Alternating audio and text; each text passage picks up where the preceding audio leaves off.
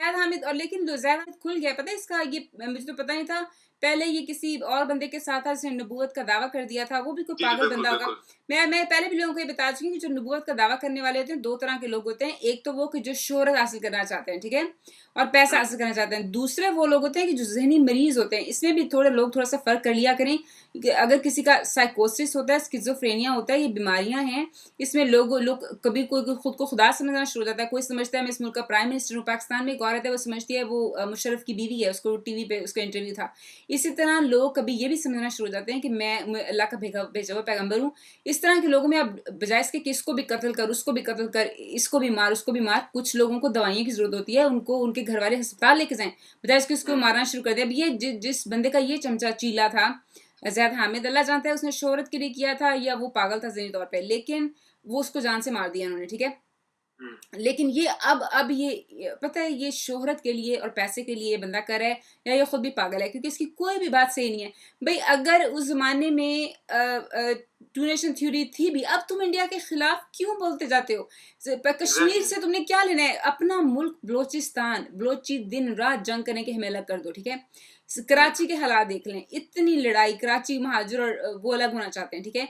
तो तुमने कश्मीर तुम्हारे साथ आता है, कश्मीर तो अल्लाह के बंदे, जो मुल्क बच गया है उसी को आप जो लोग इकट्ठा करें। वही मैं कह रहा हूँ, जो आपका जो नेक्स्ट डोर है वो आपको दिखाई नहीं देता। आप अगले जो उस मुल्क की बात करते हो, हाँ, नहीं, नहीं, अपना वो घर बचाने के लिए तुम्हारे पागल रिसोर्सेज़ पागल हैं, है ना। पैसे हैं। कोई भी सेंसिबल बंदा जो है वो अपना बलूचिस्तान की बात छोड़ के कश्मीर की बात नहीं करेगा। भाई जो चीज़ आपको कभी मिली नहीं, कश्मीर तो हुँ। हमारा कभी था ही नहीं। आधा हमारा है, आधा उनका है, जो लाइन ऑफ कंट्रोल और जिसको ना ये ही कहते होना हैं। है, और हाँ, ना ही हमारा उसमें इंटरेस्ट है, मतलब कि बीइंग अ पाकिस्तान में ये बात करूँ कि मेरा हाँ। उसमें कोई नहीं, इंटरेस्ट नहीं मुझे है, तो वो खुद ये खुद ना कोई हो। इंटरेस्ट नहीं है। मैं तो कहती हूँ कराची के हालात ठीक करो, बलूचिस्तान को अपना एग्ज़ैक्टली। मुल्क का पार्ट समझो, उसको इक्वल राइट्स दो। हमने कश्मीर से क्या लेना है? कश्मीर तो हमारे कभी थे ही नहीं। आधा कश्मीर हमारा है, आधा आधा इंडिया वाला ने लिया हुआ है। आज़ाद कश्मीर हमारा है।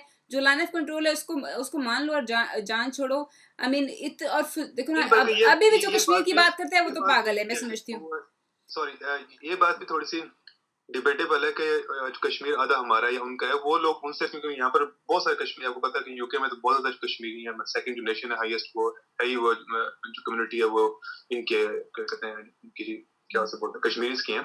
ये बोलते हैं कि हम कोई केक नहीं है कि आधा आपका है तो आपका, आप कौन होते हैं कि हमें बाँटने वाले, मुझे खाने वाले? नहीं, इनको तो वैसे अलग मुल्क भी कर देना वो चाहिए। मैं तो हाँ, कहती वो हूँ कहते हैं हम इंडिपेंडेंट स्टेट हैं। आप कौन होते हैं कि ये आधा हमारा है, आधा आपका है? वो बहुत कहते हैं इनके हम अपने साथ एक साथ ज्यादती रहना। की है। पता है इनको मुसलमानों ने भी मारा है, इनको हिंदुओं ने भी मारा है। इधर से ये जिहादी भेज देते थे, वो कश्मीरियों को मारते थे, उधर से इंडिया की फौज आके मारती थी। इतना जुल्म कश्मीरियों पे इन लोगों ने किया है, दोनों मुल्कों ने ये मैं मिलकर, आपको पाकिस्तान बताऊँ, ये इंडिया ने। सारी क्या दुकानें, ये सारे जो बिज़नेस हैं, ये जब तक फ़लस्तीन रहेगा, जब तक इस कश्मीर रहेगा, इसका हल नहीं होगा, क्योंकि इसी से उन्होंने पैसे कमाने हैं, और यहाँ से बहुत सारी दुकानें जो हैं वो लोगों की लगी हुई हैं। जैसा ये कि ज़ाहिद हामिद है और आईएसआई और एबीसी जितनी एजेंसीज़ हैं, वो इसी के नाम पे पैसा खा रही हैं, यहाँ पर लोगों को भेजते हैं, मारते हैं, और वहाँ पर स्टेबिलिटी कभी नहीं आएगी। इसीलिए नहीं अब करते ये ना, देखें ये ना। लोग यही कहते हैं कि आईएसआई और आर्मी जो है ना, वो कभी भी कश्मीर का मसला हल नहीं होने देना चाहती।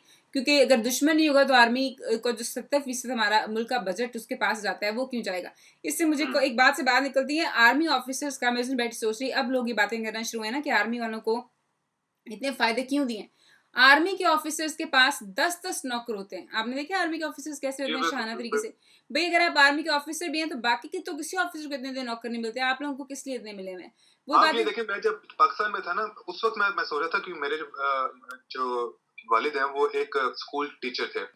तो वो भी मतलब कि जब वो रिटायर हुए हैं, 19वें जो ग्रेड में रिटायर हुए हैं, और वो तकरीबन 40 इयर्स उन्होंने पूरे पिंडी को एजुकेट किया। सारे बाबे शेख रशीद वगैरह जितने हैं, सारे उनके हाथों के पड़े हुए हैं।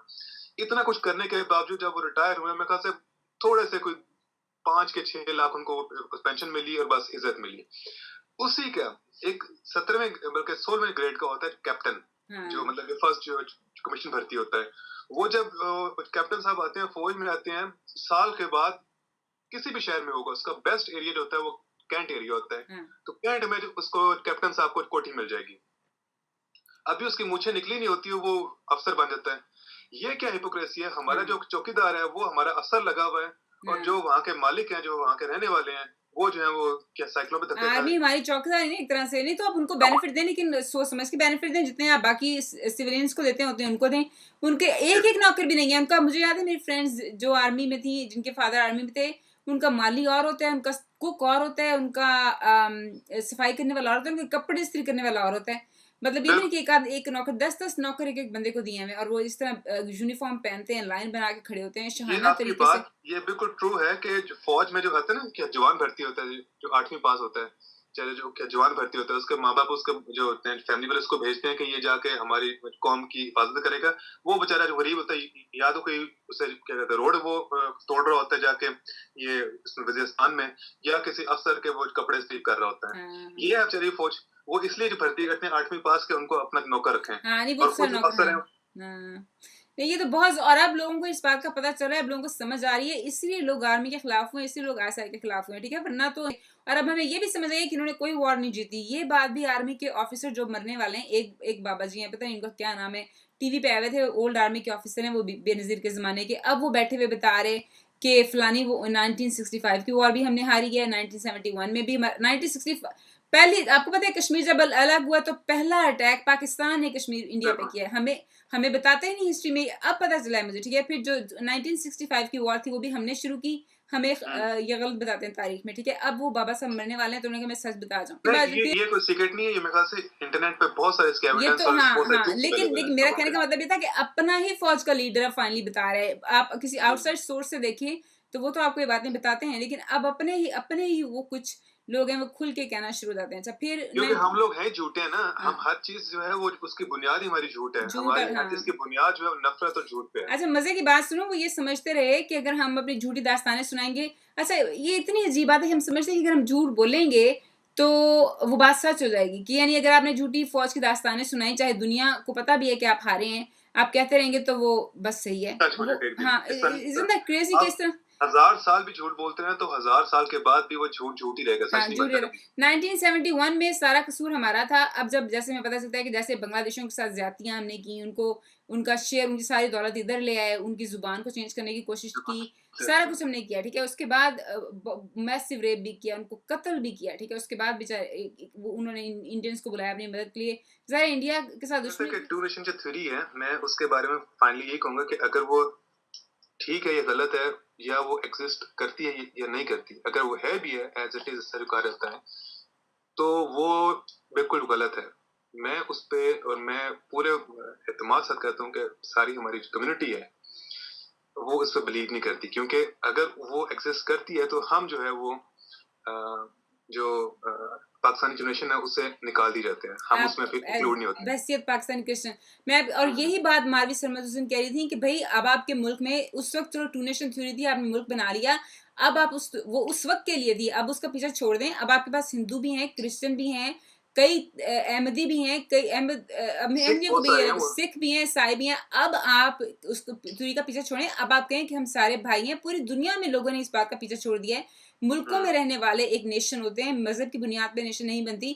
तो अब आप कहें कि हम एक मुल्क हैं, हम सब आपस में भाई भाई हैं, हमारा मुल्क है, तभी आपके मुल्क में पीस आएगा, वरना ये जो कत्लो गारत का बाजार घर में ये कभी भी बंद नहीं होगा। लेकिन पता है हमारी यूथ इतनी, इनके माइंड, कि आप ये देख लें कि मारवी सरमद ने, अब ये बेसिक बात है और सिंपल बात है और समझ में आने वाली बात है, इसको लोग नहीं समझे और इसके नीचे मतलब इतनी गाली गलोच, हाँ उसको बुरा भला कहा हुआ, हम तो टू नेशन है, हम तो ये हैं, हम तो अल्लाह के बंदे उस वक्त थे भी तो खुदा के वास्ते क्या मिला है आपको। और जो अच्छे चैनलिस्ट हैं वो आके कहते हैं बात, उनकी बात सुनता नहीं, कि कहते हैं कि इंडिया इतना बड़ा है कि अगर हमने उनके ऊपर एटॉमिक वॉर होती है फर्ज करें, ठीक है, अगर हमने उनका 6 गुना नुकसान भी कर दिया ना तो उनका बहुत थोड़ा सा हिस्सा डैमेज होगा और वो एक बॉम्ब गिराएंगे हमारा पाकिस्तान मिट जाएगा।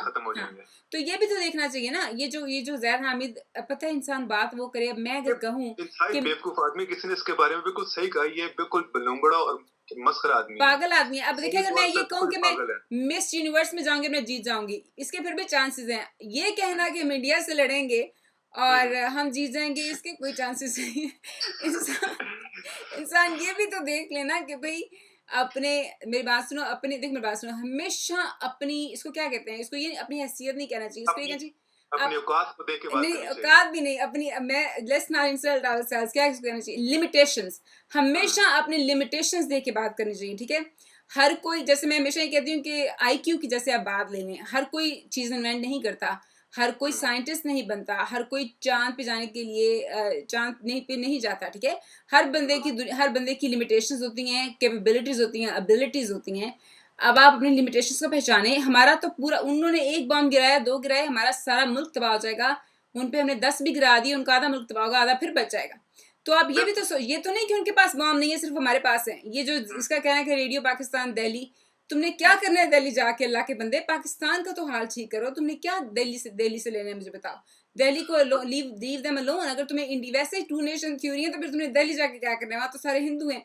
तो मुझे और दूसरी बात है कि बजाय से कि हम क्या डर के रहें कि भी उनके पास बहुत ज्यादा बम है, हमारे पास सिर्फ कम बम है, उनका एरिया ज्यादा, पॉपुलेशन ज्यादा है, हमारी कम है, और इसलिए हम उनसे भाईचारा करेंगे। जबकि पैरेलली उसके साथ एक और भी जो थ्योरी है वो ये है कि वो हमसे बड़े हैं या हमसे छोटे हैं, इसके साथ हम आपस में भाइयों की तरह रह सकते हैं, ताकि वहां भी सुकून रहे और यहाँ भी सुकून रहे। डरने की क्या जरूरत है? आपकी बात सही है, बजाय इसके कि हम ये कहें। एक होता है कि बच्ची को टेम करें कि जूतियां मामा किसको सिखाएं कि तूने ये नहीं करना, वो नहीं करना। दूसरा तरीका होता है कि उसको बिठा के बताएं कि अगर तू ये उल्टा काम करेगा तेरा हाथ के चलेगा, तू इंसान की तरह काम कर। उसको डरा के भी हम और वैसे भी पीस, समझा के सिखा सकते हैं पीस का। लेकिन ये वो मैं ये बात की थी, अपनी लिमिटेशंस का भी पता होना चाहिए। लेकिन वॉर्स करके आपने किससे क्या लेना है? और इंडिया ने जो भी इतनी नफरत पैदा की हुई है इंडिया के लिए, इतनी कि लोग बात सुनने को इंडिया का नहीं तैयार होते। बल्कि इंडिया को हमसे इतनी नफरत नहीं है जितनी नफरत ये पाकिस्तानियों को, फॉर नो गुड रीजन। मतलब ये जो बात करते हैं कि उस वक्त मुसलमानों को मारा था, मुसलमानों की औरतों को रेप किया था, इनको ये नहीं पता कि हमारे मुसलमानों ने कितने हिंदुओं को मारा था। हाँ, पता है, ये बात छुपाई ना, ये तो कोर्स में कभी बताई नहीं, बल्कि पिछले दिनों एक रिसर्च आर्टिकल में पढ़ी। हम अपना पॉइंट ऑफ व्यू और जो हमें जो सिखाया गया, जो हमारे पास जो स्क्रिप्चर्स है, हम वो बताते हैं ना, जो इंडिया में अवेलेबल है, जो हिस्ट्री, जो स्क्रिप्चर्स अवेलेबल है, आप वो देखें, उसमें ये पता लगता है कि मुसलमान जो यहाँ पर रहते हैं उन्होंने वहाँ पर क्या लूटमार की थी। हाँ, और पता है जो इंडिपेंडेंट रिसर्च थी, मैं पिछले दिनों पढ़ी, उसमें कहा गया है कि शुरू ये सारा हुआ था पिंडी में, मुसलमानों ने सिखों को मारना शुरू किया था। उसमें उसके बाद फिर बात ऐसी शुरू हुई कि सिखों ने मुसलमानों को मारा, हिंदुओं ने मुसलमानों को मारा, मुसलमानों ने सिखों को मारा, हिंदुओं को मारा, फिर कोई पता नहीं चला किसने किसको मारा है। तो यही दोबारा, अल्लाह रहम करे, यही पाकिस्तान में तो खैर अभी यही हो रहा है एक तरह से, ठीक है। लेकिन यही इस तरह की बातों से इंसान कुछ, अगर जो कुछ आपका 1947 में वो आपने उससे सबक नहीं सीखा, जो आपका 1971 में वो आपने उससे सबक नहीं सीखा, क्या मिला आपको? क्या मिला? उनके लोग भी मरते हैं, हमारे लोग भी मरते हैं, इतने लोगों की जानों का नुकसान हुआ, क्या मिला आपको? क्या फायदा? टू नेशन थ्योरी अगर वाकई सच्ची होती तो ये बांग्लादेश तो ना हमसे अलग होता। बांग्लादेश तो अलग नेशन बन के खुश है, बंगाली तो बड़े खुश हैं। इवन मैं वहां पर होके भी आया हूँ बांग्लादेश में, और मैंने वहां पर देखे उनके जो बॉर्डर्स हैं वो ओपन है बिटवीन बांग्लादेश और इंडिया में। बहुत सारे एरियाज पे, सर्टेन एरियाज, मैं जहाँ पर गया था, ढाका गया था, उसका एक सर्टेन एरिया है वहां पर ओपन है कि लोग आ जा सकते हैं। और ये उन्होंने एक ऐसा अच्छा सिस्टम बनाया हुआ है कि उसकी वजह से वहां पर वो ट्रेडिंग होती है, लोग आते जाते हैं, शाम में वहां पर जॉब किए तो वापस आके घर पे आ गए, वहां पर जॉब करके वापस आ जाते हैं। इस तरीके से इंडिया से लोग यही मुसलमानों को ये है, जब हम कहते हैं टू नेशन थ्योरी को भूल जाओ, इसका मतलब नहीं अल्लाह रहम करे, हम कहते हैं कि अपना रिलीजन छोड़ दो, आप अपने रिलीजन पे कायम रहे। उस दिन बात हो रही कि वो जो पाकिस्तान को वो होना चाहिए, सेकुलर होना चाहिए, वो कहते हैं नहीं नहीं, ये वो इसी बात में लोग पागल हो गए ना। ऐसे लोग मतलब ये नहीं होता कि आप अपने मजहब को छोड़ दो, इसका मतलब ये होता है कि स्टेट का मजहब से कोई ताल्लुक ना हो, ताकि पीस हो, ताकि सुकून हो। जो ये ज़ैद हामिद और इसके नीचे जो वीडियो वाले कहना, ओहो मारवी सरमद और ये सारे लिबरल्स एक्सपोज हो गए, ये तो इंडिया के एजेंट ने पता चल गया। अल्लाह के बंदों को ये कहता है कि इंडिया के साथ सुकून से रहो, जंग छोड़ दो, ट्रेड भी शुरू करो, मिलना जुलना भी शुरू करो, उनको भाई बना लो, तो वो इंडिया के एजेंट हो गया। वो आपके लिए कह रहा है, आपके गले कट रहे हैं, आप मर रहे हैं, आप नफरत में पड़े हुए हैं। आप इस इंडिया की नफरत को छोड़ें, आप अपनी एजुकेशन, ये इंडिया की नफरत को छोड़ देंगे तो इतनी बड़ी आर्मी की जरूरत नहीं रहेगी, एटम बम खरीदने की जरूरत नहीं रहेगी, जहाज खरीदने की जरूरत नहीं रहेगी। 70% इकोनॉमी का जो फौज को जाता है वो एजुकेशन पे लगाओ, लोग भूखे मरे, उनको जॉब्स दो। अभी भी इतना बात ये है कि ये जो हाइप उन्होंने बनाई हुई है कि इंडिया से हमने डर के रहना है, और ये कश्मीर का इश्यू और फलान, इन इश्यूज को वो हाईलाइट करते हैं। पता नहीं इसमें आर्मी इन्वॉल्व है, आईएस इन्वॉल्व है, ऑफ कोर्स इसमें बहुत सारे लोग इन्वॉल्व हैं। उसकी वजह से वो बजट का 80% ले लेते हैं कि हमें तो इतने वेपन्स चाहिए, इतने हमें टैंक चाहिए, वरना इंडिया पे हमला कर देगा, वरना ये जो कर देगा। और वही लोग नहीं खत्म होने देते, भूखे लोग भूखे मर रहे हैं, लोग भूखे मर रहे हैं। अब देखें ना,